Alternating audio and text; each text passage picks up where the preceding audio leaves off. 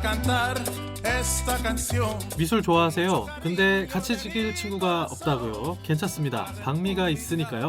방구석 미술관 시작합니다. 네, 안녕하세요.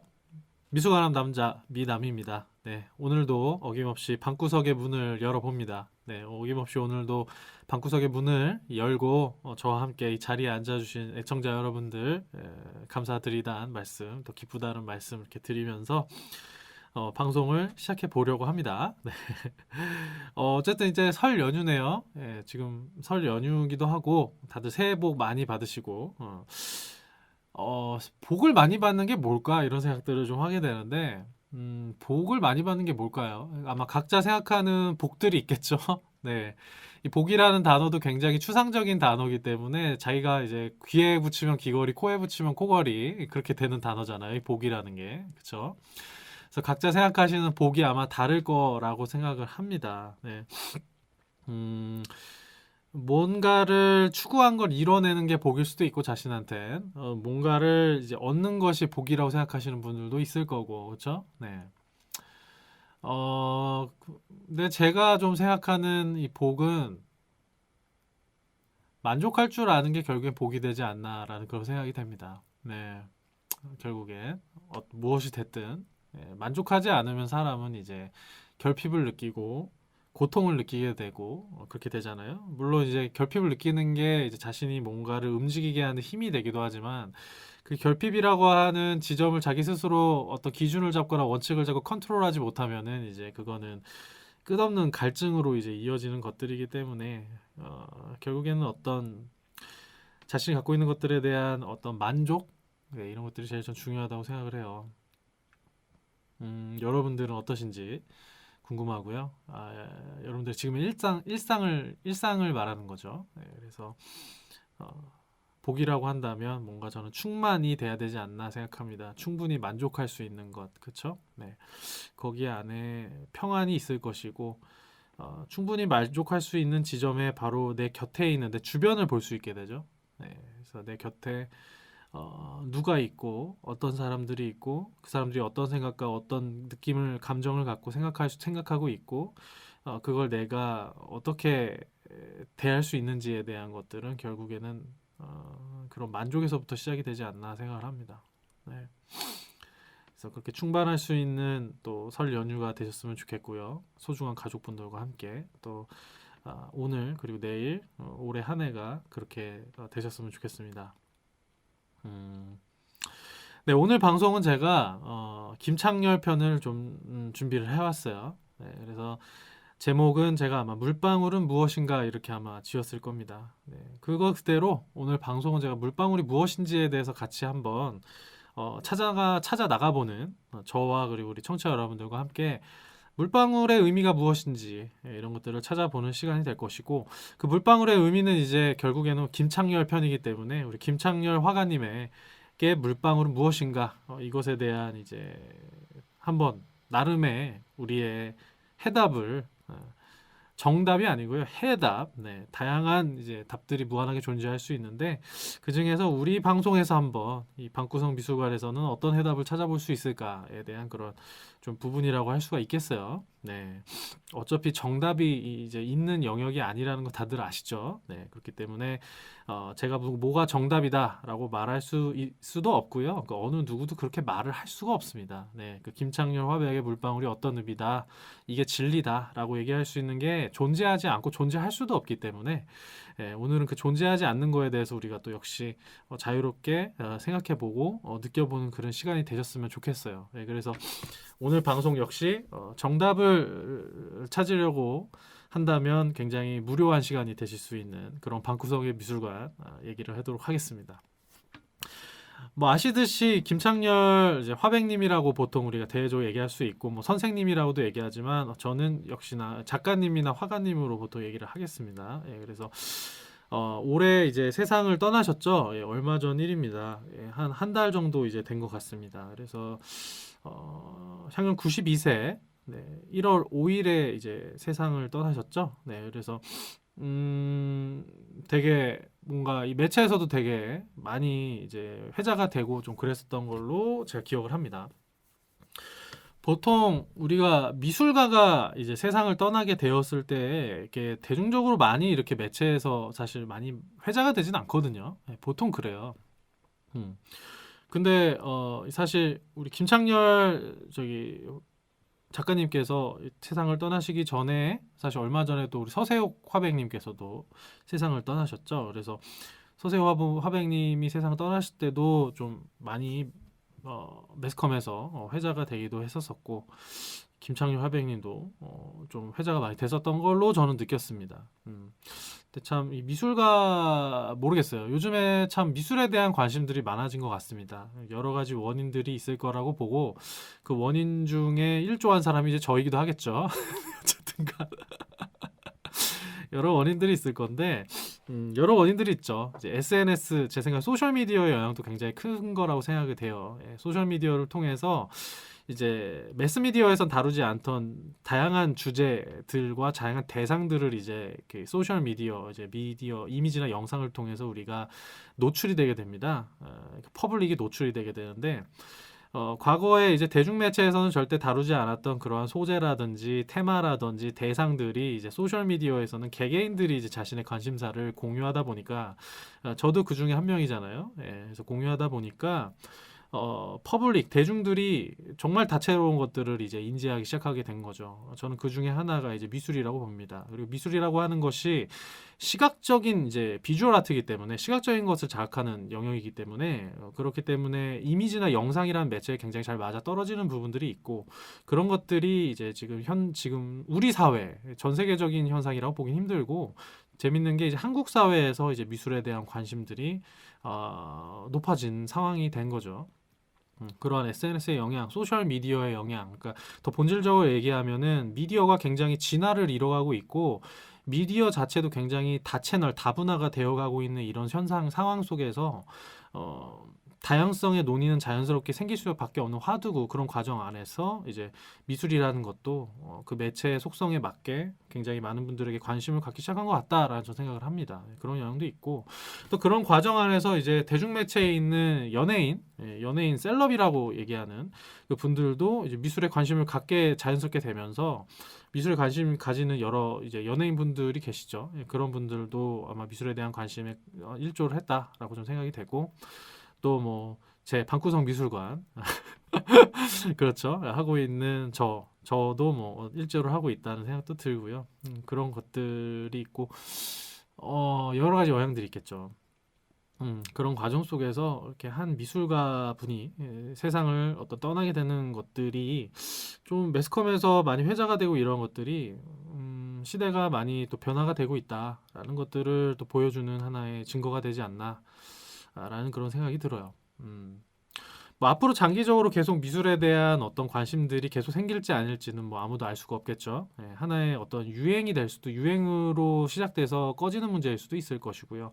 계속 지속될 수도 있는 것이고요. 뭐 여러 가지 미래는 알 수가 없으니까 뭐 여러 가지 예상은 할 수 있겠지만 뭐 그쵸 정해진 건 없으니까요. 근데 저는 뭐 확실한 건 그런 건 것 같아요. 그런 과정 안에서 비단 어떤 사람에게는 그냥 유행이고 그냥 어떤 눈에만 보이는 관심사여서 어떤 유행으로서 끝나는 거일 수도 있겠지만 그 과정 안에서 미술의 참맛을 진정으로 알게 되시는 분들이 한 분, 두 분, 세 분 소수라도 생기게 될 것이라는 건 너무 당연한 거니까요. 그런 과정 안에서 더 삶을 풍요롭게 자기 스스로 가꿔 나가실 수 있는 분들이 더 많아지지 않을까라는 그런 생각을 저는 합니다. 네. 자, 어쨌든 세상을 떠나신 부분도 있고 그래서 좀 고민 끝에 이번에는 김창렬 화가 김창렬 편을 좀 준비를 해봤습니다. 이분은 뭐 현재 굉장히 미술 시장에서도 큰 주가를 가지고 있는 작품이죠. 작품을 만드신 이제 화가님이시죠. 예, 그래서 사실 우리나라뿐만 아니라 주로 이제 젊은 시절부터 거의 뭐 몇 년 전까지도 계속 그 생활을 하셨던 곳이 사실 프랑스였잖아요. 프랑스 파리에서 중심으로 생활을 하셨었고 서울에 이제 한국에서 와서 거주하시면서 생활한 거는 사실 몇 년 되지 않았어요. 제가 알기로는 한 1990년대 한 중후반 뭐 그때쯤에 아마 이제 저 한국으로 오셔가지고 평창동 쪽에서 이제 저 자택을 거처를 마련하시고 활동을 계속 해오신 걸로 저는 알고 있어요. 그래서 여러 훈장도 많이 받으셨죠. 프랑스에서는 1996년에 프랑스 문화예술 공로훈장 슈발리에를 받으셨고, 그렇죠? 2013년에는 대한민국 은간 문화 훈장을 받으셨고, 2017년에는 또 프랑스에서 문화예술 공로훈장 오피시엘을 또 이게 받으신, 그렇죠? 굉장히 어떤 명예로운, 그렇죠? 그러한 훈장들도 양국에서 받은 그런 이제 화가님이시죠. 네. 네, 그래서 돌아가시고 나서 어떤 미술 경매 시장에서도 굉장히 고가의 낙찰이 됐다. 뭐 이러한 뉴스도 좀 보기도 했었는데요. 많은 분들이 아마 또 궁금해하실 거란 생각이 됩니다. 이제 이분은 한마디로 얘기하면 우리가 김창렬 화가님은 이제 물방울 화가 이렇게 우리가 얘기를 보통 많이 하잖아요. 그렇죠? 그래서 물방울로 많이 기억이 되고 물방울을 40여 년간 이제 그리셨죠. 그리고 중요한 건 물방울만 그렸다는 거죠. 물방울만을 그리는 거를 40여 년간을 지속을 하시고 그렇게 이제 화업을 일구신 그런 화가시죠. 그래서 화가 스스로도 그렇게 얘기를 합니다. 내 욕심은 뜻없이 투명한 물방울을 갖고 그림을 만드는 것이다. 한평생 그렇게 살아왔다. 이렇게 그리면서 물방울을 그렸는데 그 물방울이 이제 그냥 존재 자체로 봤을 때는 우리가 물방울로만 정의가 되지만 그 물방울이 그려지는 건 굉장히 무한하죠. 그러니까 물방울 하나로 굉장히 무한한 것들을 창조해낼 수 있다라고 하는 것을 자신의 화업으로 증명한 화가다라고도 사실 볼 수가 있죠. 네, 그래서 좀 앞으로도 얘기하게 되겠지만 물방울이 사실 우리가 보이는 물방울이 다 같은 물방울이 아니잖아요. 네, 어떤 물방울은 클 수도 있고 작을 수도 있고 어떤 물방울은 중력의 힘을 받지 않아서 그냥 완전히 원형처럼 안정적인 원형을 갖고 있는 물방울도 있고 중력의 힘을 받아서 이제 좀 아래쪽으로 기울어진 물방울이 있고 좀 더 많은 중력을 받아서 시간이 흐른 후에 시간이 흘러서 결국엔 주르르 흘러내리는 물방울이 있을 수도 있고 아니면 아예 그 지지체죠. 마포천에 이제 아예 스며들어간 듯 보이게 되는 이제 물방울의 흔적 이렇게 다양하게 그려질 수가 있죠. 그래서 물방울이 중력을 받아서 아래로 기울어져 있는 것도 어떻게 표현되냐에 따라서 무한하게 표현될 수가 있는 것이고, 그렇죠? 그리고 그런 물방울들을 어떻게 몇 개의 개수를 어떠한 모양으로 어떻게 화면에 내가 그 물방울을 뿌릴 것인가, 그렇죠? 네, 뿌릴 것인가, 그리고 그걸 어떻게 전체 화면 속에서 어떠한 이제 조화 균형과 구성을 이룰 것인가, 이러한 부분에서 굉장히 무한한 창조성을 이제 만들어낼 수 있다라고 하는 것을 자신의 회화 세계로 그대로 보여주고 있는 화가다라고 이제 볼 수가 있을 것 같아요. 그렇죠. 그래서 물방울 모형뿐만이 아니라 다양한 부분에서 그러한 물방울뿐만이 아니라 실험을 했죠. 그래서 그러한 부분들도 앞으로 좀 구체적으로 좀 얘기를 해볼 생각입니다. 네. 이런 생각이에요. 예. 그 물방울이 진짜가 아니잖아요. 예. 트롬프레이라고 하죠. 이제 사실적으로 굉장히 극사실적으로 표현이 되어 묘사되어 있는 그렇죠. 예. 보통을 이제 유화물감으로 극사실적으로 표현되어 있는 가짜 물방울이죠. 예. 그래서 멀리서 봤을 때는 이게 그렇죠. 되게 진짜 물방울처럼 보여지게 굉장히 극사실적으로 표현이 되어 있는데 이거를 우리가 화면 가까이 가가지고 직접 보게 되면 그냥 그 물감 흔적이에요. 물감 흔적. 가까이 가서 보게 되면 물방울로 전혀 보이지 않죠. 그냥 어떤 물방울의 아까 물감 흔적들로 이렇게 좀 느껴져요. 네, 근데 그거를 좀 거리를 두고 우리가 바라보게 되면 굉장히 영롱하고 또렷한 물방울의 모습을 갖추고 있어요. 그래서 굉장히 이게 재밌는 지점이 그렇습니다. 이게 멀리서 이 김창렬 화백의 작품을 봤을 때는 물방울이 진짜 되게 진짜처럼 보이고 오히려 그 뒤에 있는 지지체인 마포가 그 마대가 굉장히 그 천 있죠. 마 위에다가 보통 이제 그림을 물방울을 그리게 되는데 그 마가 굉장히 가짜처럼 보이고 오히려 그게 그려진 것처럼 보이고 물방울이 진짜처럼 보이고 근데 가까이 가서 보게 되면은 물방울이 가짜고 이 마포 천이 진짜였다라고 하는 진짜 물질 마포였다 마포 마대천이었다라고 하는 것을 우리가 이제 그 자각할 수 있게 되거든요. 그러니까 인지를 할 수 있게 된다라고 하는 거죠. 그래서 그 화면이 굉장히 독특한 느낌을 사실 자아내게 합니다. 이 김창렬 화가의 물방울 그림이라고 하는 것이. 예, 이게 굉장히 재밌는 지점이에요. 그러니까 이 트롱프레우라고 하는 게 어떻게 보면은 등장을 하게 된 게 그 북유럽 쪽에서 르네상스 시대부터 바로크로 이어지는 그 시대 때 이제 많이 유행을 했었던, 특히 바로크 시대 때 이제 북유럽 쪽에서 많이 이제 유행을 했었던 그러한 이제 기법이잖아요. 네, 어떤 정물화를 보통 그릴 때 굉장히 사실적으로 진짜 손에 잡히는 것처럼 이제 표현이 되게끔 이제 그린 거였죠. 네, 그래서 그 어떤 그 가정이 그걸 갖고 있는 그걸 소유자, 그 작품을 소유한 사람들에 대한 어떤 경제적 수준이나 가정적 수준들을 어떻게 보여주는 정물들을 그리기도 했었고, 아니면 메멘토 모리, 그죠? 사람들은 다 결국엔 죽는다라고 하는 소멸의 어떤 뜻 같은 것들을 해골이라든지 꽃이라든지 결국에는 죽게 되고 소멸되고 어떤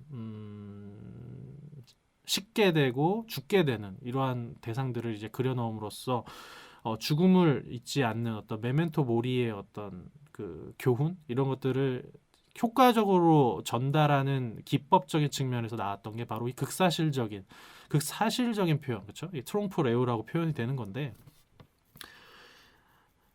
일단은 여기까지만 얘기를 할까요? 네, 그러한 것들이 사실 뭐 계속 좀 이야기하자면 그러한 것들이 사실 어떻게 보면 굉장히 현대적으로 재해석돼서 표현이 된 게 김창렬 화백의 물방울이다라고 볼 수가 있죠. 네, 기법적인 측면에서도 그렇고 그 물방울이라는 것에 대한 존재성도 마찬가지로 같은 궤에 있습니다.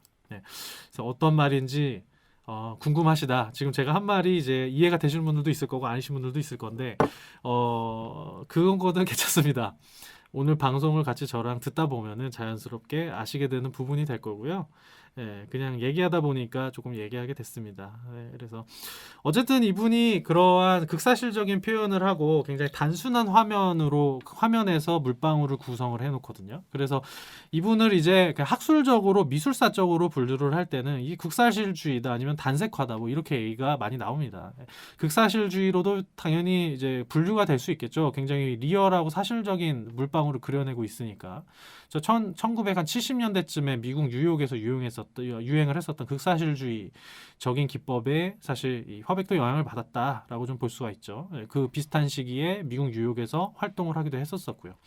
그다음에 단색화라고 분류될 수 있는 건 이제 한국 미술사적인 측면 프레임으로 봤을 때 이제 분류가 될 수도 있겠죠. 왜냐하면 단색조를 사용을 하고 있으니까요. 굉장히 단순한 화면 구성, 단순한 화면에 물방울이라고 하는 것을 이용해서 굉장히 단색조, 극도로 색조를 단순화시킨 방식에서 화면을 구성하고 있기 때문에, 그리고 단색화 화가들이 갖고 있는 기본적인 어떤 철학이 있어요. 예술관이 있는데 그 예술관적인 측면에서도 굉장히 같은 궤에 있는 작업을 하고 있죠. 그래서 단색화로도 좀 분류가 될 수가 있고 뭐 극사실주의로도 분류가 될 수도 있는데, 이거는 사실 뭐 그렇게 중요한 문제는 아니고 둘 다 분류가 포함이 될 수도 있죠. 예. 그래서 둘 다 포함이 될 수도 있는 문제고요. 예. 그게 너무 당연한 겁니다. 그래서 어떤 뭐 미국 뉴욕에 이제 중심으로 해가지고 미술사적인 프레임으로 봤을 때는 극사실주의 쪽으로, 그쵸? 예, 이제 또 이제 분류가 될 수 있을 거고, 한국 미술의 측면에서 봤을 때는 이제 단색화로 표현이 될 수도 있을 거고, 그 다음에 프랑스 파리의 미술로 봤을 때는 앵포르멜 이후에 앵포르멜을 미국 뉴욕이 갖고 있었던 어떤 팝아트라든지 미니멀리즘이나 이런 이러한 것들이 결합이 되어서 나온 새로운 어떤 양식의 화면이 무엇이냐라고 했을 때 또 그걸 또 김창렬 화백의 물방울 회화다라고도 또 얘기를 할 수가 있을 거예요. 예, 그래서 여러 가지 해석에 따라서 어떻게 해석하냐에 따라서 미술사적 분류는 자유롭게 이루어질 수 있는 것이다라고 생각이 되고, 그 김창렬 화백의 그림이 그럴 수 있는 것은 자연스럽게 이분이 한국에서도 활동을 했고 미국 뉴욕에서도 활동을 했고 프랑스 파리에서도 활동을 했기 때문에 전 그게 가능한 거라고 생각이 돼요. 거기서 활동을 하면서 화가 스스로 자신이 체험하고 경험한 것들이 있고, 그런 것들이 자연스럽게 자신의 화업에, 자신의 작업에 스며들어가 있기 때문에 저는 그러한 다양한 해석들이 학술적으로도 가능하다라고 생각을 합니다. 네. 그래서 이 정도로 일단 말씀을 드리고요. 그래서 이유한 작가님이랑도 굉장히 친분이 있는 사이시죠. 예, 김창렬 화백님이. 그래서 이유한 작가님께서도 이렇게 이제 김창렬 화가의 물방울 그림에 대해서 이렇게 평을 하기도 했었습니다. 김창렬의 물방울은 물질과 환상을 겹침으로써 새로운 시각을 제시했다. 물방울은 기쁨도 주고 서름도 주고 기억을 되살려주기도 한다. 우리는 물방울 속에서 또 다른 환상을 본다라고 이렇게 얘기를 합니다.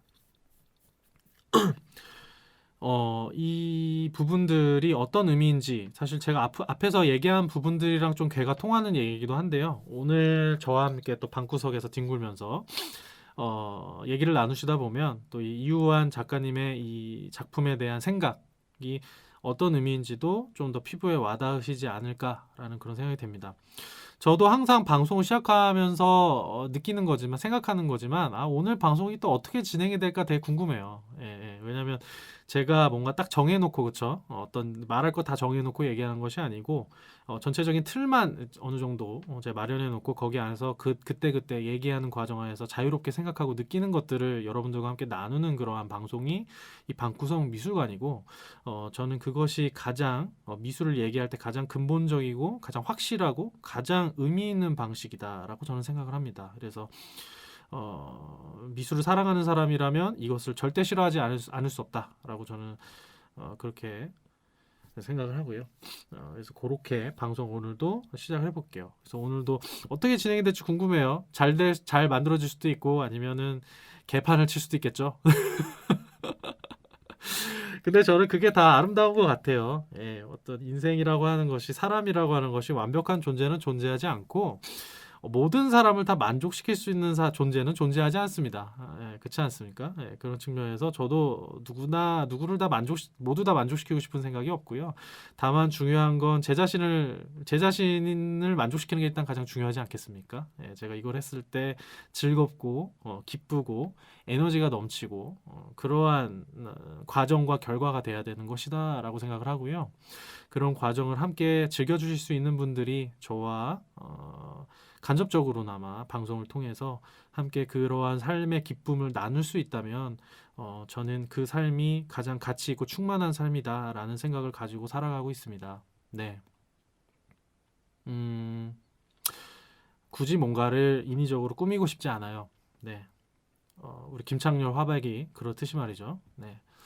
그래서 김창렬에게 물방울이 무엇인가 이거에 대해서 오늘 방송 얘기해 보도록 하겠습니다. 그래서 각자 나름의 물방울에 대한 해답을 찾아가는 시간 속으로 함께 저와 들어가시면 좋겠습니다.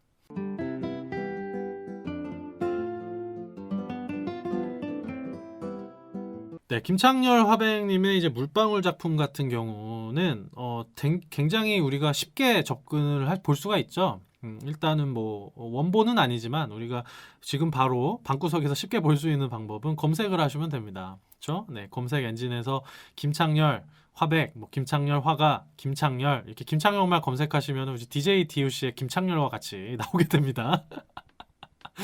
그래서 김창렬 화백, 김창렬 화가, 김창렬 물방울 이런 식으로 검색을 아마 하시면 좀 더 이제 김창렬 화백님에게 0점이 맞춰져 있는 결과물들이 나올 거고요. 그래서 검색하시면은 이제 쉽게 이미지 검색 같은 거에서 이제 김창렬 화백님의 작품을 볼 수가 있죠. 네, 그래서 그런 것들이 이제 그 김창렬 이제 유족분들이나 재단 측에서는 어떤 저작권 기준을 갖고 계신지는 모르겠지만 저작권자에 따라서 기준들이 조금씩 다르거든요. 그 작품이 온라인상에서 이제 이렇게 배포가 되는 것들에 대해서도 이제 허락을 하시는 저작권자가 있고 그걸 좋게 생각하시는 저작권자도 계시고 아니면 그런 것들을 좀 이제 좀 어느 정도 통제를 하고 컨트롤하는 것들을 원하시는 저작권자도 있어요. 그래서 그게 뭐가 옳다 그르다는 사실 없는 것 같고 각자 그 저작권자분의 그 기준들이 있고 가치관들이 있어서 반영되는 거라서 김창렬 화백님의 이제 유족분들과 이제 재단이 이제 꾸려지겠죠. 재단 측에서는 어떻게 생각을 하시는지는 잘 모르겠는데 일단 김창렬 화백님이 워낙 대중적으로도 많이 알려져 있는 그 분이시다, 작품을 가지고 계신 분이시다, 만드신 분이시다 보니까 온라인상에서도 우리가 쉽게 작품을 접할 수가 있습니다. 근데 이제 그 작품의 묘미를 정말 느끼기는 그러한 사진 이미지로는 사실 보기가 힘들죠. 왜냐하면 당연히 힘들죠. 그 작품의 그 마대가 갖고 있는 질감도 이제 그 영상에선 잘 느껴지지 않고 그 이미지 자료 같은 경우는 이제 이 작품을 이제 먼 곳에서 봤을 때에 우리가 좀 느낄 수 있는 느낌만 존재하지 이 김창렬 화백의 작품을 실제로 봤을 때 느끼는 공감감이라든지 이 작품을 가까이 우리가 대하게 됐을 때 느낄 수 있고 멀리서 그리고 가까이서 봤을 때 느껴지는 감각적인 완전히 원천적인 차이점 같은 것들을 우리가 느낄 수가 없기 때문에 어쨌든 근데 이제 방구석에서는 그렇게 검색해서 보시면 좋을 것 같고요. 결국엔 미술관에 가셔야겠죠. 그래서 김창렬 화백님 작품은 쉽게 볼 수 있습니다. 우리가 보통 국립현대미술관에서 이제 우리 한국 그 회화 전 같은 것들을 할 때는 꼭 빠지지 않고 전시가 되고, 지금 서울관 같은 경우에도 이제 하이라이트전을 하는데 거기 제가 알기로는 김창렬 화백님 작품이 한 작품인가? 두 작품인가가 아마 이제 전시가 돼 있을 거예요. 아마 한 작품일 것 같은데 봤는데 제가 그래서 굉장히 큰 사이즈의 작품이 있고, 또 보기 좋은 곳은 제주도에 가시면 이제 제주도리 김창렬 미술관이 있죠. 예, 거기 가시면은 그 기획전을 계속해서 이제 번갈아 가면서 합니다. 그래서 기획전 통해서 이제 작가님 작품들도 이제 쉽게 우리가 접근해서 만날 수가 있고, 여러 가지 볼 수 있는 기회들이 많이 있어요. 그래서 김창렬 미술관도 되게 잘 지어져 있는 미술관이기 때문에 뭐 한번 꼭 가보시기를 바라겠고요. 자, 그래서 오늘 한번 얘기해 보겠습니다. 그래서 어쨌든 오늘 그리고 작품들을 좀 쉽게 볼 수 있는 거는 제가 말씀드린 그 제주도립 김창렬 미술관 있죠. 거기 그 미술관 홈페이지가 있어요. 그래서 그 홈페이지가 되게 잘 만들어져 있습니다. 그래서 그 들어가시면은 김창렬 작가님의 어떤 전체적인 작품 변화의 어떤 연대기도 되게 간단하게 잘 요약이 되어 있고, 거기 소장품들도 제가 알기로는 한 200여 점 정도를 기증하신 걸로 알고 있어요. 이 미술관 건립을 하는 과정 안에서. 그래서 그 소장품들도 굉장히 그 고화질로 잘 촬영을 해서 아카이빙을 해놨어요. 그래서 그 아카이빙만 보셔도 김창렬 작가님이 전체적으로 전 세계에서 전 생애 동안 어떤 작업을 쭉 이어나가 왔는지의 것들을 굉장히 우리가 파악하기가 좋습니다. 그래서 굉장히 잘 되어 있는 아카이브고, 제가 봤을 때도 김창렬 화백님께서 그 제주도립 미술관에 제주시에 아마 기증을 한 거겠죠.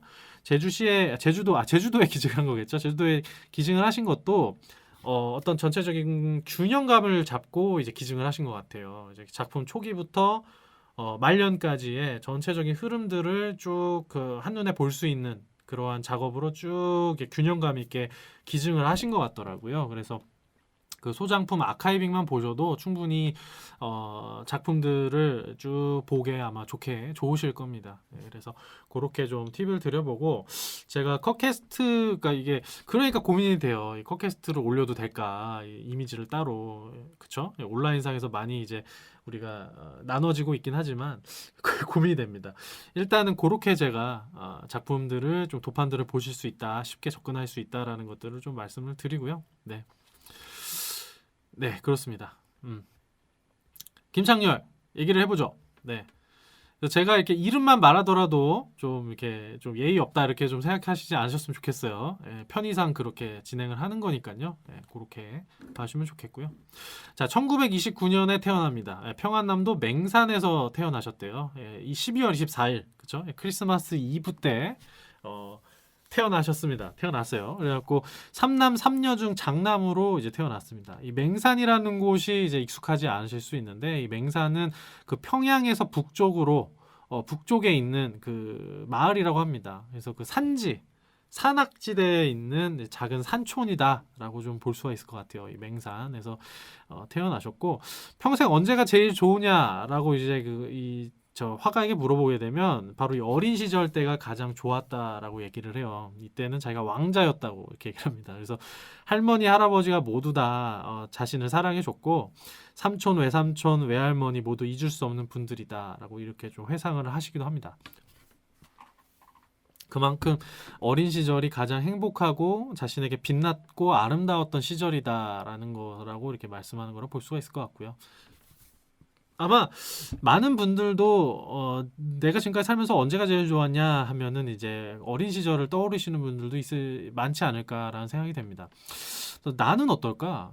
내 가장 언제가 좋았냐라고 묻게 되면은 저 같은 경우는 지금 현재인 것 같아요. 그냥 저는 누군가 저한테 이렇게 묻는다면 저는 지금 현재다라고 답할 수 있겠어요. 제가 좀 생각을 해보면. 물론 과거도 되게 좋았습니다. 그러니까 과거가 별로였기 때문에 현재가 좋다 이런 말은 아니고요.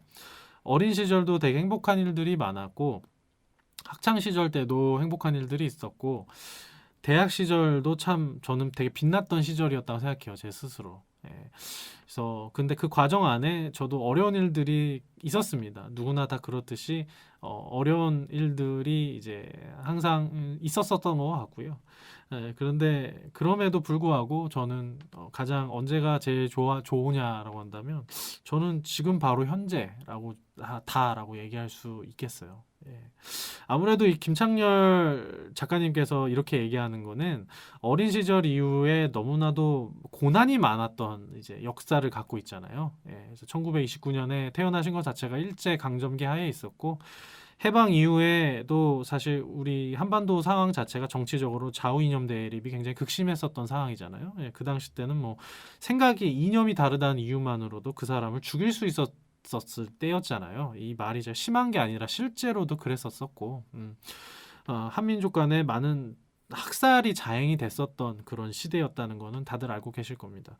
그러한 시대를 또 지나서 굉장히 또 가난하고 배고픈 시절, 젊은 시절을 대다수를 보내고 사신 분이세요, 이분이. 예, 그래서 거의 어떤 화가로서 자리를 잡게 된 거는 한 40살, 40대 이후부터입니다, 이분이. 예, 40대 이후부터 자신이 그림만을 온전히 취하면서도 어떤 경제적으로도 안정된 생활을 시작할 수 있게 된 게 40대 때부터고, 그래서 그 어린 시절 이후부터 그 자신의 중년이 되기 전까지의 모든 거의 2, 30년여 년의 대부분의 시절은 정말 고통과 가난과 그러한 시대였던 거죠. 예, 그래서 어떻게 보면은 이 김창렬 화백님 스스로 언제가 제일 좋으냐 하면은 가장 고민이었고 사랑만을 받았던 시기 바로 어린 시절이다. 자기가 가장 그때 좋았다라고 얘기할 수밖에 없지 않나라는 걸 생각을 합니다. 그런 생각이 들기도 해요. 아마 저도 이 시기 때 태어난 사람이었다면 저도 아마 그렇게 얘기하지 않을까 싶기도 합니다. 5살 때부터 할아버지께 천자문과 붓글씨를 배웠다고 합니다. 그래서 이게 굉장히 중요한 사실 이벤트예요. 예, 이분한테는. 그래서 할아버지께서도 그 동네에서 굉장히 소문난 명필가였다라고 합니다. 그 지역에 있는 비석에 글씨를 써야 되면은 이 할아버지께서 비석 글씨를 쓸 정도로 굉장히 명필이셨던 분이셨고 그런 분한테 이제 천자문과 붓글씨를 이제 배운 거죠. 예, 어린 김창렬이 이렇게 그랬다는 겁니다. 네, 그래서 그 할아버지께서 그랬대요. 자기 글씨를 배우던 중에 동그라미를 자기가 이렇게 막 그리기도 했었었는데 어떻게 이렇게 동그라미를 잘 그리냐라고 얘기를 하셨었대요. 그래서 그때 굉장히 또 칭찬해주면 돌고래도 춤추지 않습니까? 그래서 신이 나서 신문지가 새카매질 때까지 글씨를 그리고 그림을 그리고 뭐 그랬었다 그런 기억이 있다라고 이제 얘기를 합니다. 네. 이게 재밌어요. 그러니까 어린 시절 때 동그라미 물방울도 동그랗잖아요. 네, 그래서 어떻게 보면은 우리가 이 김창렬 화백님의 이제 말년 작품, 그러니까 중년 이후부터 등장하게 되는 40여 년간 그리게 되는 물방울 그림만을 주로 우리가 기억을 하게 되는데 사실 그 전에 있었던 작업들과 그리고 어린 시절 때 이런 기억들까지 쭉 되뇌이다 보면은 결국에는 이 물방울이라고 하는 것이 이분의 삶의 전체적인 궤적 속에서 나타나게 된 하나의 상징적인 대상물이다. 그리고 사실 어떻게 보면 나올 수밖에 없는 대상물이다.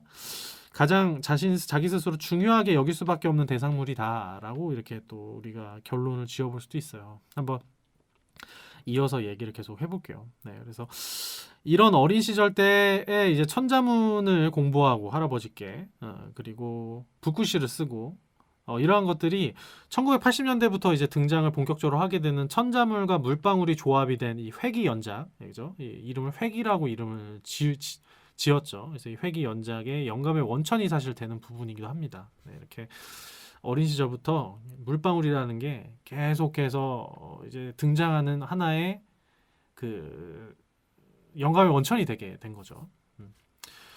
14살 때는 이제 광성고보에 입학을 하게 됩니다. 이분이 공부도 엄청 잘했대요. 예, 거의 뭐 1등을 놓치지 않았다고 합니다. 예, 그래서 저는 그렇게 생각해요. 학창 시절에 공부 잘하는 거는 특히 이게 학교 공부를 잘하는 거는 제 생각에는 뭐 공부머리가 좋다라고도 얘기할 수 있겠지만 그 사람이 갖고 있는 기질이 인내심이 굉장히 좋고 지구력이나 이런 집념 같은 것들이 굉장히 좋은 사람이다라는 것을 우리가 볼 수 있는 증거라고 생각을 해요. 네, 그래서 단순히 좋은 점수가 나왔다 이거보다 더 중요한 건 그 사람이 갖고 있는 기본적인 집념들을 우리가 볼 수 있는 부분이지 않나 싶습니다. 네. 그런 측면에서 저도 참 고등학교 때 공부 열심히 했죠. 예, 참 공부 열심히 했어요. 그게 공부 열심히 한 게 장단점이 있어요. 제가 보기에는 그 당시 때 제가 담임 선생님한테 어떤 얘기를 듣기도 했냐면, 담임 선생님이 제가 공부할 고등학교 시절 때 고2 때인가 그 선생님이 그 학생들을 다 앉아 있는 그 수업 시간에 그렇게 저한테 그렇게 얘기한 적이 있었어요. 조원재는 완전 노력파라고 막 이렇게 얘기하신 적이 있어요. 예. 정말 딱 저 친구는 그냥 노력파다. 이렇게 얘기하신 적이 있었어요. 그분이 왜 이렇게 학생들이 다 거의 그때 우리 반 학급이 한 40명 정도 됐던 학급이었거든요. 그 학급 앞에서 수업 시간 중에 그 얘기를 갑자기 왜 하셨는지 좀 궁금하긴 해요. 왜 굳이 나를 지목하면서 조원재는 노력파다. 이런 식으로 이렇게 얘기를 하신 거가 지금도 생각해 보면 왜 굳이 그렇게 했을까? 그러니까 말을 안 하실 수도 있는 거고 나만 따로 불러서 얘기하실 수도 있는 걸 텐데 왜 학생들이 다 있을 때 그렇게 얘기를 했을까가 참 궁금하긴 합니다. 그래서 그 선생님이 얘기하신 게 그때 그 화면이 되게 기억이 많이 나요. 저 스스로도 저 자신을 자각할 수 있는 어떤 계기가 됐거든요. 왜냐하면 그쵸?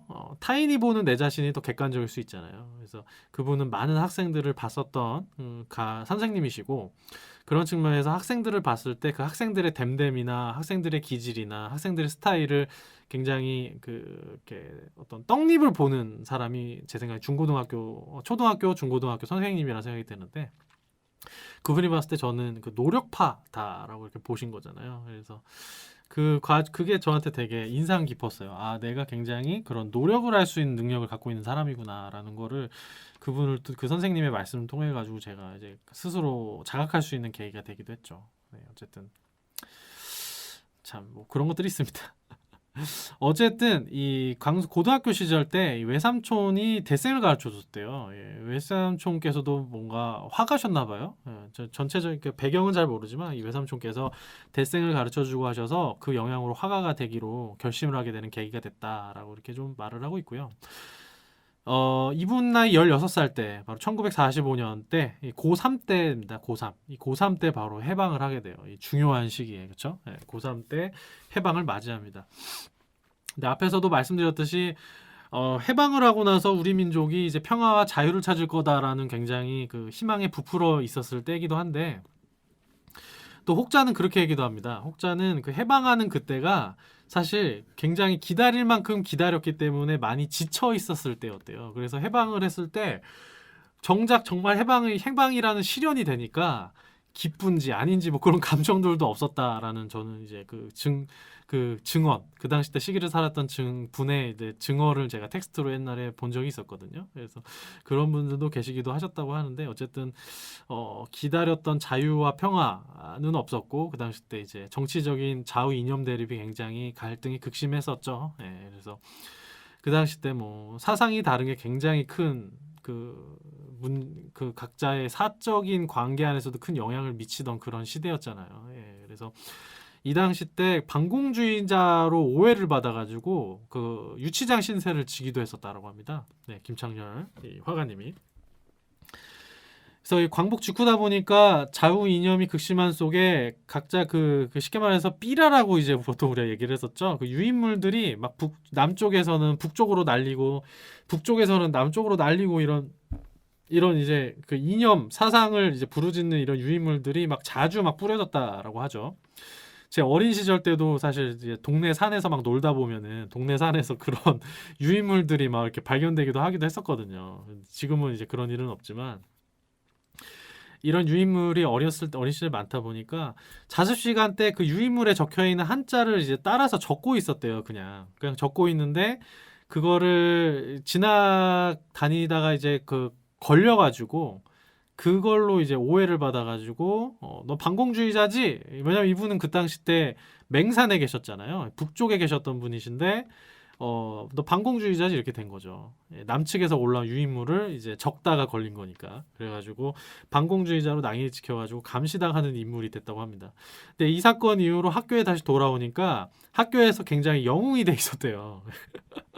그 학교에서도 그 명확하게 이제 아직 이제 남북으로 갈라지기 전이다 보니까 같은 마을에서도 어떤 뭐 사회주의를 더 그러니까 좌우 이념이 막 섞여 있는 상태인 거죠. 사회주의를 더 어떤 그 신봉하는 사람이 있을 수도 있고 민주주의를 신봉하는 사람들이 있고 자본주의를 신봉하는 거라 볼 수도 있고 뭐 어쨌든 이렇게 자유로운 사람들이 섞여 있었던 그 당시 때 단계였죠. 그래서 그 과정 안에서 그 사이에서 영웅이 됐대요. 그래서 상급생으로부터 뭐 단체 이런저런 정치적인 단체에 가입하라는 권유를 많이 받았는데 그 과정에서 김구 선생을 따르는 모임에 한번 나갔다가 연락책 역할을 이제 하라는 말을 듣게 된대요.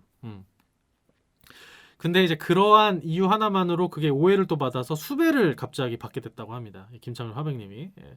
그래서 그런 과정 안에서 굉장히 그 세상 소식을 빠르게 알게 되는 그 삼촌이 달려와가지고 새벽에 너 빨리 남쪽으로 도망가라. 너 지금 여기서 잡히면은 생명이 위험할 수도 있다. 이런 얘기를 했다라고 합니다. 그래서 빨리 남쪽으로 월남을 해라. 도망을 가라. 그래서 새벽 2시에 16살 나이에 도망을 쳤다고 합니다. 예, 그래서 맹산에서 뭐 어떻게 뭐 대중교통을 이용하면 잡힐 수도 있으니까 그냥 순전히 맹산에서 걸어가지고 6일 만에 38선을 넘어가지고 이 그 월남을 했다라고 합니다. 네, 그래서 미리 그 월남을 해서 월남민 수용소에서 그 기적적으로 먼저 월남을 했었던 아버지와 만나게 되면서 원래는 집안에서 이제 화가가 되는 걸 반대했었다라고 해요. 근데 이제 월남을 해서 왔는데도 불구하고 이 김창률 화백이 계속해서 그림을 그리고 싶어하고 화가가 되겠다는 뜻을 굽히지 않고 하니까 이제 아버지께서도 그래 화가가 되라 이렇게 허락을 해주셨다라고 합니다. 그래서 이때 이케대 화백님을 만나게 돼요. 그래서 성북 회화 연구소 여기에서 이제 이케대 화백님이 이제 열었던 그 회화 연구소입니다. 예, 여기에 들어가서 처음으로 어떤 본격적인 그림을 배우게 되는 거죠. 예, 그래서 이 이케대라고 한다면 굉장히 그 이케대라고 하면서 간략하게 소개를 드리게 되면 이분은 사실 우리가 많이 알려져 있지는 않은 이제 화가이죠. 그렇지만은 우리나라 미술사 쪽으로는 한국 미술사 쪽으로는 굉장히 또 중요한 분이십니다. 그래서 사실주의에 기반한 자화상과 인간 군상으로 당시 일제 강점기 해방 등의 민족 시대상을 회화의 역사와 양식으로 굉장히 잘 표현해낸 그런 화가다라고 좀 우리가 평가할 수가 있을 것 같고요.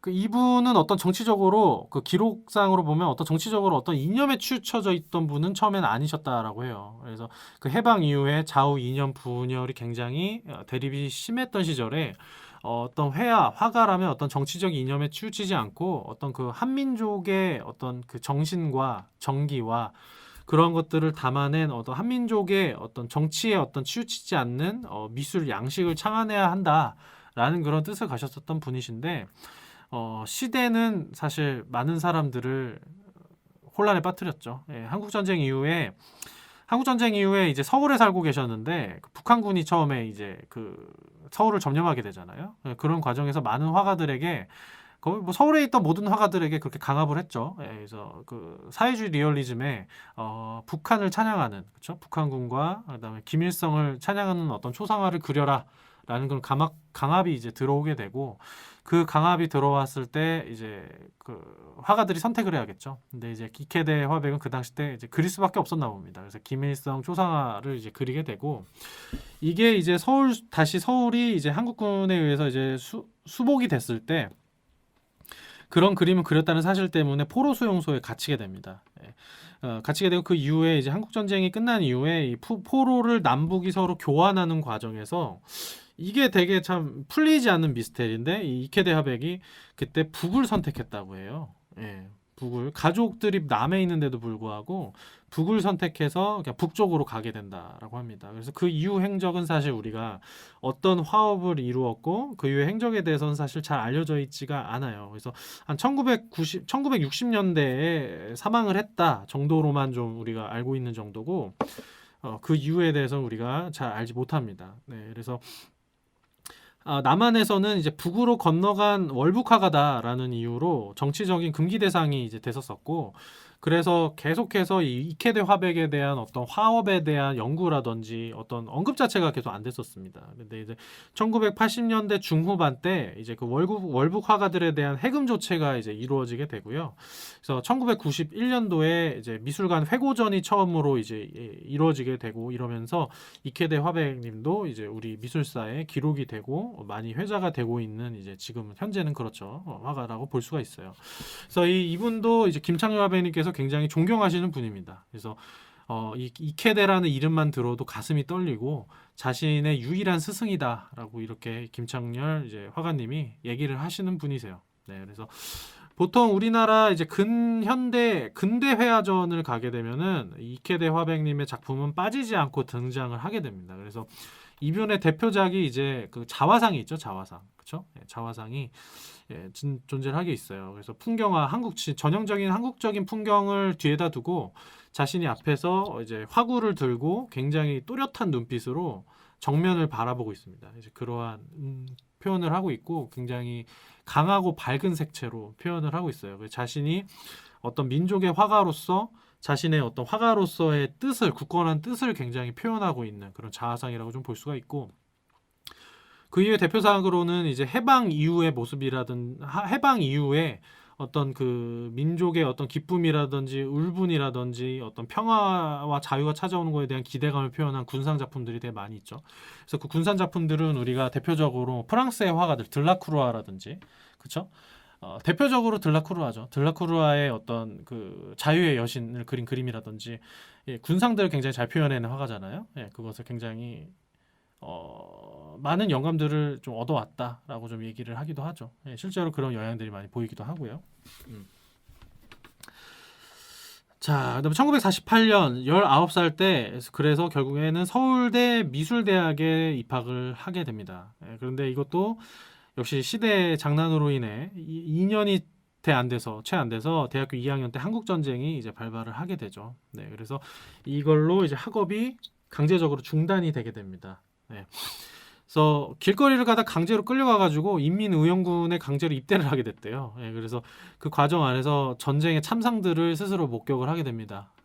이게 뭐 우리는 사실 뭐 경험을 해보지 못했기 때문에 우리가 사실 절대 체감할 수 없는 부분이죠. 예, 그래서 바로 옆에서 총을 맞아서 사람이 죽는다라든지, 뭐 김창렬 화백님의 말로는 이제 총을 맞아서 죽어 있는 육체라든지, 그다음에 탱크에 깔려서 완전 으그러진 시신이라든지 이런 것들을 자신이 보게 됐다라고 하는 것이죠. 예, 그래서 이런 것들을 제가 말하는 이유는 이따가 그러한 자신의 체험이 고통스러운 굉장히 사실 살면서 봐서는 안 되는 그런 체험들이잖아요. 네, 그런 것들을 체험하게 되면서 자신의 그 화업에 영향을 많이 미치게 되는 사건이 바로 이 한국 전쟁이 되게 되죠.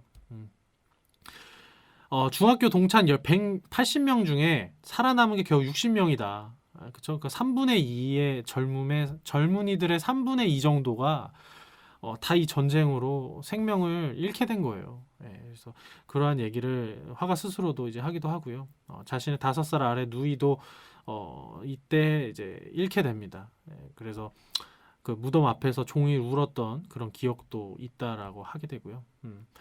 그래서 그 인간의 한 생명이라고 하는 게 우리가 굉장히 소중하게 생각하잖아요. 지금도 요즘에도 우리가 세상이 좀 각박하다 보니까 굉장히 사실 인간으로서는 잊지 않아야 되는 그런 좀 폐륜적인 그러한 사건들이 요즘에 많이 뉴스 기사에도 등장을 하게 되는데, 어쨌든 우리가 그런 것들을 봤을 때 되게 가슴이 아프고 이래서는 안 되는데라는 생각들을 하게 되잖아요. 근데 그 당시 때는 정말 어떤 한 인간의 그 전쟁이 벌어졌을 때는 한 인간의 생명이라고 하는 것이 정말 무가치하잖아요. 예, 그냥 그 자신이 어떤 사람을 죽인다라고 하는 거에 대한 것도 감정을 못 느끼게 되잖아요. 그 총이라고 하는 것이, 그러니까 현대적인 무기 총이라고 하는 거, 대포라고 하는 거, 미사일이라고 하는 것이 굉장히 위험한 게, 자신이 그 누군가의 생명을 앗아가게 하는데도 불구하고 그 생명을 자기가 직접 만지지 않은 상태에서, 그렇죠? 그 생명이 존재하고 있다라고 하는 것을 느끼지 못하는 상태에서 버튼 하나만 눌러서 어떤 생명들을 앗아가게 하는 그 어떤 그 무기들이 현대적인 무기들이잖아요. 그래서 그러한 것들을 미술 작품으로 달아낸 작품들도 제가 과거에 본 적이 있어요. 그 미술 작품 중에 현대미술가의 작품인데 이름은 기억나지 않아요. 그래서 외국 작가인데 그 작가가 다큐멘터리 하나를 찍어서 작품으로 만들었는데 그 미군 소속의 그 군인이었어요. 전직 군인으로 저는 기억하는데 그 전직 미군 소속 군인이었는데 그 군인이 이제 그 미사일 같은 것들을 다루는 그 드론을 이용한 미사일을 이제 자신이 관리하고 그 드론을 관리하는 그러한 책임을 갖고 있었던 병사였던 거예요. 군인이었던 거죠. 그래서 과거에 그 전투 같은 거 그 중동 지방을 이제 그 포커스로 표적으로 이제 미군들이 어떤 그 군사 훈련이나 군사 작전을 펼칠 때 드론을 이용해서 요즘에 현대전에선 많이 하잖아요. 그래서 드론이 쭉 날아다니면서 그 적군의 위치나 기지 같은 것들을 파악하고 미사일을 이제 투하해가지고 그 적군 기지를 파괴시키고 이러한 임무들을 이제 갖게 됐다는 거죠. 근데 본인이 그 군인이 스스로 그러한 임무를 하게 되면서 정신적으로 굉장히 큰 고통을 겪었대요. 왜 그러냐라고 물어보니까 자신은 그냥 그 컴퓨터 모니터 화면에서 드론이 움직이는 화면을 상공의 화면들을 보게 되고 그냥 그 표적을 가지고 자기는 버튼 하나만 누르면은 미사일이 투하돼서 폭파가 되는데 그 미사일 하나 폭파해야 되면 수백 명의 인명들이 생명들이 앗아가 진다라고 하는 거죠. 근데 본인 스스로 그 수많은 생명이 앗아가 진다라고 하는 것들을 느끼지도 않고 미사일 하나 버튼 하나 자신은 그냥 방에서 눌렀을 뿐인데 수많은 수백 명의 수천 명의 인명들을 앗아가게 된다라고 하는 현실이 자기 스스로 굉장히 그걸 나중에 공허하게 만든다라고 하더라고요. 예, 예. 그렇죠? 그래서 굉장히 이게 비인간적인 행위잖아요. 예, 버튼 하나만 눌러서 수많은 생명이 앗아가게 되는 거, 그렇죠? 그 수많은 생명의 운명을 자신이 버튼 하나로 조작할 수 있다라고 하는 것이 자기 스스로 굉장히 이것이 인간의 삶인가? 이렇게 사는 것이 옳은가에 대한 그런 가치관의 판단을 자기가 하게 됐다고 하는 그런 다큐멘터리가 있었어요. 그래서 결국에는 자신이 그 군인이라고 하는 것을 직책을 내려놓고 결국에 쉽게 말해서 때려쳤다라고 하는 것이죠. 그래서 그러한 다큐멘터리를 제가 본 적도 있어요. 네, 그만큼 한 인간이 어떤 한 생명을 앗아가게 한다라고 하는 것이 굉장히 반인륜적이고 그 광경을 목격하는 그 모든 사람들의 어떤 인격이나 인성이나 정신 세계에 심대한 타격을 입히게 된다라는 것이죠.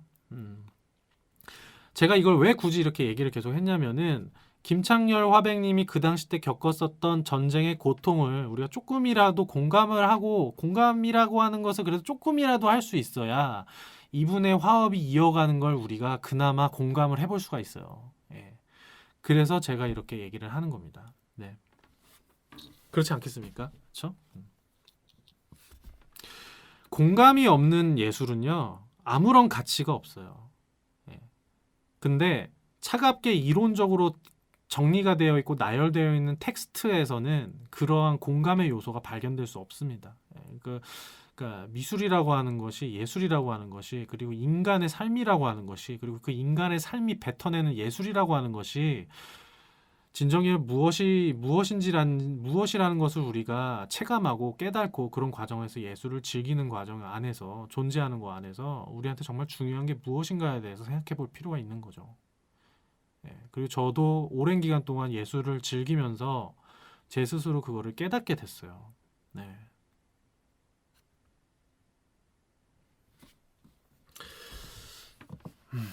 네, 그래서 1953년 24살 때 이제 한국 전쟁이 이제 끝나게 되죠. 이 말씀을 못 드렸네요. 그 전쟁 그 중에 그 경찰학교를 졸업하게 됩니다. 그래서 1952년 때 경찰학교 졸업 후에 그 제주도에 파견돼서 한 1년 6개월 동안 이제 생활을 했었어요. 예, 그래서 바로 이때의 경험 때문에 지금 현재 제주시에 제주도에 이제 그 제주도립 김창렬 미술관이 이제 생기게 되는 그러한 인연이 이제 되는 겁니다. 자, 그 이후에 한국 전쟁 이후에 이제 서울대에 다시 복학을 하려고 했는데 월북화가 이케대에 이제 제자로 제자로 있었던 그런 경력 때문에 복학이 받아들여지지 않습니다. 예, 이 당시가 정말 이랬다는 거예요. 예. 이 당시가 정말 이랬다는 겁니다. 그러니까 우리로서는 그 당시 때 상황을 사실 살아보지 않았기 때문에 우리가 사실 머리로밖에 이해할 수밖에 없는 문제가 되지만 그 당시 생각해 보세요. 예. 월북화가의 조수였다는 이유 하나만으로 학교를 복학 신청이 불가되는 거예요. 예. 그래서 학교를 다시 들어가지 못하게 되게 됩니다. 그래서 결국에는 경찰 전문학교 도서관에서 근무를 하게 돼요. 예, 그 당시 때 부평에 있었다고 합니다. 그래서 이 부평 도서관에서 도서관장으로 아마 일을 하셨을 거예요. 그래서 그 과정 안에서 틈틈이 그림도 그리고, 근데 이때 이제 이게 되게 중요한 또 이벤트였다고 해요. 도서관 주임을 맡게 되다 보니까, 관장이 아니라 주임입니다. 주임을 맡다 보니까 그 일본이나 서양에서 오는 화집이나 미술 잡지들을 이제 구해서 볼 수가 있었던 거예요. 예, 본인이 이제 도서관에 있어야 될 도서들을 주문을 스스로 할 수 있게 되잖아요. 그러니까 본인이 원하는 그런 미술 화집이나 잡지들을 구입할 수도 있었던 거죠. 그래서 이게 굉장히 주요했던 게, 이러한 잡지들을 빠르게, 굉장히 또 비쌌을 거잖아요. 그 당시 때 수입해 오는 책자기도 하고 그러니까. 그래서 그런 것들을 이제 도서관 주임으로서 구입해서 보게 되면서 당시 세계 미술의 최신 경향들이 어떤지를 이제 볼 수가 있었던 거죠. 예, 예. 이게 그 어느 누구보다도 전후에 추상 미술, 그렇죠? 그 추상 미술 중에서도 프랑스 파리에서 굉장히 그 당시 때 핫했던 양식이었던 어떤 앵포르멜이라는 경향을 가져와서 빠르게 어떤 한국 미술계에서 실행할 수 있었던 그 기반이 됩니다. 그래서 1956년 27살 때 이제 박서보, 하인두, 정창섭, 그렇죠? 예, 다들 많이 들어보시는 화백님이시죠? 예, 이분들과 함께 현대미술가 협회를 창립을 하게 되고요. 그 이분들과 함께 앵포르멜 경향의 회화들을 이제 한국 미술계에서 처음으로 이제 시도를 하게 됩니다. 예. 이 앵포르멜이라고 하는 것은 인포멀이죠, 인포멀. 예, 그래서 딱 어떤 형태가 정해져 있지 않는 것들을 이제 그린다라고 좀 볼 수가 있어요. 이제 프랑스 파리에서 처음으로 태동을 했고 2차 세계대전 이후에 이제 태동을 하게 되죠. 그래서 대표적인 화가로는 장 디비페라든지 장 포트리에 이런 화가들이 대표가 되게 되고, 그래서 프랑스 파리에 있는 현대미술관 같은 데에 가게 되면은 이 두 작가의 작품들은 굉장히 쉽게 볼 수가 있죠. 쉽게 볼 수가 있고, 이 앵포르멜이라는 것 자체가 그렇게 볼 수 있죠. 2차 세계대전 이후에 어떤 굉장히 다다적인 제스처라고 볼 수 있어요. 이것도. 그러니까 기존의 미술계라든지 기존의 사회의 지도층이라든지 사회의 엘리트라든지 기존의 사회를 이끌어가던 사람들이 가지고 있었던 기존의 사고 체계라든지 사고 방식이라든지 규율에 대한 것들에 대한 저항과 반감의 표현이라고 좀 볼 수가 있죠. 예, 그렇게 나온 표현이다라고 볼 수가 있고, 그래서 기존의 2차 세계대전 이전에 유럽 미술계에서 유행을 하고 있었던 화풍과는 완전히 다른 방식, 그 유럽 미술계에서 통용하고 있었던 뭐 재료 이런 것들도 다 파괴를 하죠. 그래서 캔버스라든지 유화 물감을 기존에 이용하고 있었다면 전후에 이 앵포르멜 경향을 이끌었었던 화가들은 캔버스라든지 유화 물감을 사용하는 걸 거부하죠. 예, 그래서 뭐 정말 뭐 쓸 수 없는 뭐 진흙이라든지 자갈 돌이라든지 지푸라기라든지 뭐 더 심하게는 장디페 같은 경우는 자기는 똥을 사용해서 그렇죠? 똥을 사용해서 자기는 하고 싶다라는 그런 말을 하기도 하죠. 그래서 굉장히 물질적인 것들을 굉장히 강조하죠. 물성, 그 물질이 갖고 있는 성질, 예, 이거를 우리가 물성이라고 이제 보통 얘기를 하는데 물성에 굉장히 집착을 합니다. 네. 근데 그럴 수밖에 없었던 게 어떻게 보면 정말 2차 세계대전의 그 체험들이 굉장히 중요한 거죠. 이 화가들도 장 디비페도 그렇고 포트리에도 그렇고, 대표적으로 포트리에 같은 경우는 정말로 그 노골적으로 한 인간이 총을 맞아 사망을 하거나 전쟁 중에 뭐 폭탄을 맞거나 그런 과정 안에서 사망을 하게 되잖아요. 그래서 그 시신이 굉장히 훼손이 된단 말이죠. 그러한 것들을 자기 스스로 훼손된 시신들을 자기 스스로 목도를 했고, 그러한 것들이 자기의 정신에 굉장히 큰 충격과 데미지를 주었고, 그렇죠? 그러한 것들을 자신의 회화 작업으로 표현을 해요. 그래서 포트리에 회화를 보게 되면 그 색채는 저도 지금 다시 떠올리면서 되게 어이가 없는 건데, 사용한 색채는 굉장히 밝아요. 이 포트리에 회화의 색채를 보면 굉장히 어떻게 보면 파스텔 톤입니다. 예. 뭐 초록색이라든지 연두색이라든지 연한 노란색이라든지 이러한 것들을 주로 이 사람이 사용을 하는데 그게 표현되어 있는 뭘 표현되어 있냐라고 보게 되면은 아까 제가 말씀드린 물질로서의 육체가 드러나 있어요. 예. 물질로서의 육체. 그러니까 전쟁을 경험하기 이전에 인간이라고 하는 건 한 생각을 갖고 있고 어떤 이성을 갖고 있는 어떤 존재자로서 우리가 여겨지게 되기 때문에 인간을 그린다면 어떤 하나의 인간의 초상을 그리게 되는 게 너무 당연한 관념이었잖아요. 근데 2차 세계대전, 이 전쟁이라고 하는 것을 자기 스스로 목도를 한 누군가가 앞에서 죽어나가고 있는 것들을 목도한 그 사람들이 봤을 때는 인간이라고 하는 것이 전혀 다른 관점으로 보이는 겁니다. 그렇죠? 그냥 물질 덩어리라고 하는 거죠. 그 물질 덩어리를 자신의 회화 작업에다가 표현을 해내요. 그러니까 당연히 물성이 중시될 수밖에 없죠. 그 물질 덩어리를 표현한다는 측면으로 접근을 하니까요. 그렇죠? 이성을 가지고 있는 사회에 존재하는 사회인으로서의 인간을 멋들어지게 표현하는 것이 아니라 그 인간이 본질적으로 갖고 있는 물질 덩어리였다라고 하는 것들을 그냥 그대로 표현하기 때문에 자연스럽게 물성, 어떤 표현하는 데 있어서 캔버스 물감이 중요한 것이 아니라 이거를 표현하는 데 있어서 내가 어떤 느낌들을 내가 손으로 감각하면서 표현하느냐라는 것들이 중요해지게 되는 거죠. 네, 그렇기 때문에 자연스럽게 우리가 앵포르멜이다라고 이제 우리가 정의를 내리는 이 정의는 이렇게 중요하지 않고요. 그러한 느낌들이 그래서 나오게 되는 겁니다. 그래서 그걸 나중에 학술적으로 정리를 한 다음에 앵포르멜이라고 얘기하는 건데 앵포르멜이라는 단어가 중요한 것이 아니라 그 예술가들이 어떤 상황, 제가 아까 말씀드렸듯이 어떠한 삶의 궤적과 경험을 겪었고 그런 경험에서 이들이 왜 이러한 것들에 집중할 수밖에 없었는지를 우리가 생각해 보면 자연스럽게 그냥 떨어지는 문제예요. 이런 것들은. 네. 자연스럽게 한국 전쟁을 겪었던 그것도 20대 초중반의 나이 때 그러한 경험을 겪었던 김창렬 화가 입장에서는 자연스럽게 이러한 앵포르멜 양식들이 자신에게 와닿을 수밖에 없는 거예요. 그렇죠? 네. 장 디비페나 장 포트리에와 어떻게 보면 굉장히 비슷한 경험을 했잖아요. 전쟁이라는 경험을 했다라는 겁니다. 그렇죠? 그래서 이 앵포르멜이라는 양식에 굉장히 공감을 했고 그 공감대에 따라서 작업을 이어나가게 됩니다. 그래서 한국식 앵포르멜 양식이다라고 좀 그 당시 때 볼 수가 있죠. 그 경향이 1956년부터 나오게 됩니다. 네, 그렇게 좀 볼 수가 있고 그래서 대표적인 제목으로 지었던 게 그 당시 때 상은이나 제사라는 제목으로 이제 김창렬 화백님은 이제 작업을 하게 되죠. 예. 그래서 박서보 같은 경우는 원형질이라는 제목으로 주로 진행을 하게 되고, 예. 그래서 그렇게 이제 우리가 볼 수가 있습니다. 그래서 총을 맞아서 구멍이 뚫린 형상을 상은이란 제목으로 표현을 했고 사람이 찢긴 듯한 이미지를 제사라는 제목으로 그렸다라고 이렇게 얘기를 합니다. 그리고 또 되게 의미심장한 얘기를 이렇게 하시는데요. 이렇게 얘기를 합니다. 그래서 그러다가 그 상은 자국 하나하나가 물방울이 된 것이에요. 네. 물방울은 그 상은 때문에 나온 눈물이에요. 그것보다 진한 액체는 없어요라고 이렇게 얘기를 하시거든요. 김창렬 화백님이.